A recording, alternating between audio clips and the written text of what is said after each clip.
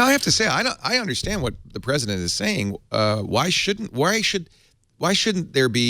you have anything that with a duly appointed subpoena or warrant from a law enforcement and a court? Why should you have anything that can't be searched? The only thing we have right now that can't be searched is our brains. They've carved that out. By the way, that's only by precedent. They've carved that out. Well, and that's, there are, I mean, Fifth Amendment. One can argue that even that is a fuzzy area. They can't prosecute you against polygraph, but they oftentimes will ask for one. Well, they would like to break it. If they could break into our brains reliably, don't you think that would be the next thing? They're less than a decade away. Right. So they're less than a decade away, and some would argue that they're less than a couple of years away. To being able to have a pretty good idea of what you're thinking, maybe not be able to get it verbatim, but have enough information to really very cleanly know whether you're telling the truth or not. Much more accurate than a polygraph.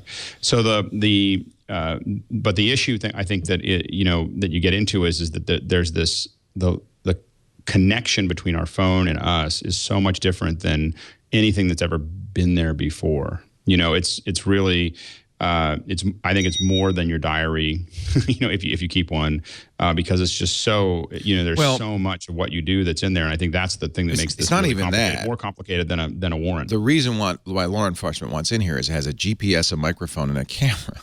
Well, I said, I mean, all of these things. So we don't need to tail you anymore because we know exactly where you are. We can just turn on your microphone. We don't. Yeah, we don't need to bug you anymore because you're carrying a bug. How nice of you. And we have a warrant. We can just have Apple flip that switch and your phone is live. So in one way, I think one argument, if I'm the president, one argument I would make is, well, if you choose to carry a surveillance device in your pocket, that's your choice. And as law enforcement, if we are with probable cause and court order investigating a crime, shouldn't we have access to that surveillance device you choose to carry in your pocket? Well, my thing is, like Clayton said, propose that law, pass that law, and then have someone, and then that law can be challenged constitutionally. But there's been no process. Right. Like with a lot of things recently, the rush to get what they want is superseding the due process. No, I think I'm gonna beg to differ. I think this is very deliberate and premeditated, and they finally came up with a strategy that I think is like a good move. Yeah, because we know that Apple was working with him since the fall, right, in private. Why all of a sudden years. then you... Not just since the fall, for years.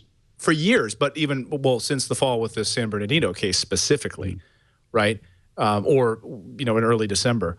And so we knew that they were giving them information. They had given them all sorts of data related to that case, all kinds of backups related to that case. And then suddenly the FBI goes public with this. This is a boon for law enforcement because I have already in my house Amazon Echoes, Xbox One, and a Samsung TV, all of which have microphones and are connected to the internet. And if they can get the right to ask any tech company for special, for firmware that has a law enforcement backdoor in it, they can. There's nowhere I have that I could be private. Right. Nowhere. What about your Canary or your Nest? Right.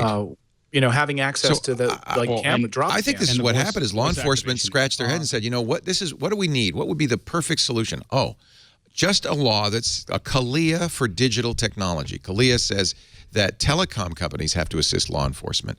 What we need is a CALEA for digital technology that says you have to assist law enforcement.